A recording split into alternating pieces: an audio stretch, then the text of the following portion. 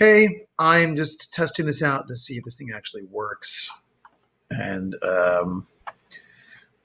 what I'm doing right now is showing you guys the secondary leading tone test that we were supposed to take, but we ran out of time, obviously. So I want to actually go through it with you, make sure you guys understand this fully. So here we go. So question one says, a secondary leading tone chord gives emphasis to all chords except the blank and the blank. Well, obviously you can't go to a 7 chord because a 7 chord is diminished. So you can't have a 7/7 of a 7. And it wouldn't be a secondary leading tone chord to go to the 1 chord. Now you can create a fully diminished chord going to the 1, but it wouldn't be secondary. It's a little bit tricky in that situation. Later. Number 2, what is the chord quality of a secondary leading tone chord? It is fully diminished right there. And you can see that I'm testing out some of these things here. So there we go, just trying out some of these little new tools here. To create a secondary leading tone, simply stack this interval. They would be all minor thirds. That's number 3, minor thirds. Number 4, all secondary leading tones must be in root position. Yes, they're only in root position. There is no inversion of a fully diminished chord because if you try to put an inversion, it's still the same chord. They're all minor thirds.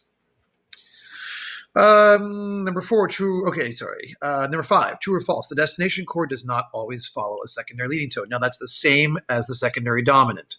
So you could go to, like if you had a 7/7 of a 5 chord, instead of going to the 5 chord, you could go to the 1/6/4 and then go to the 5. So it's your, it's your dominant delayer, that 1/6/4 cadential extension. Okay, so number 6, the upper 3 voice parts will go down since the bass goes up when arriving at your destination chord from a secondary leading tone. And they're all going to go down by a step, nothing more than a step. Some may be half, some may be whole steps. So they're all just going to drop down a step. Number 7, please identify the following secondary leading tones based upon the melody fragments. So in the first one, we're in the key of F, and that's a C, C sharp, D. So that C sharp going to D would be a 7/7 of a 6 in the key of F major. C sharp, E, G, B flat.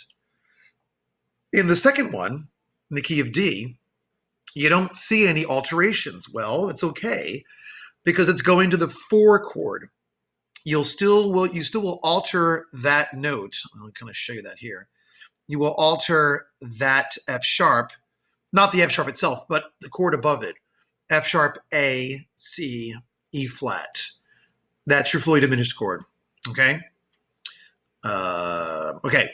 Next one, key of B flat. That's really, really nasty, that one. And that's kind of silly that Mr. X would do that. What that technically is a 7/7 of a 2. But it doesn't go to the 2, it goes to a 2/4/2.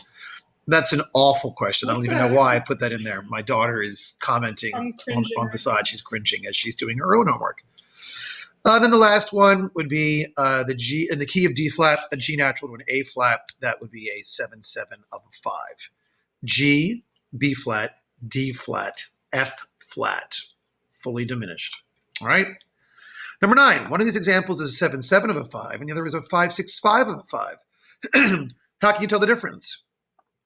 Well, you'll see in the first one here,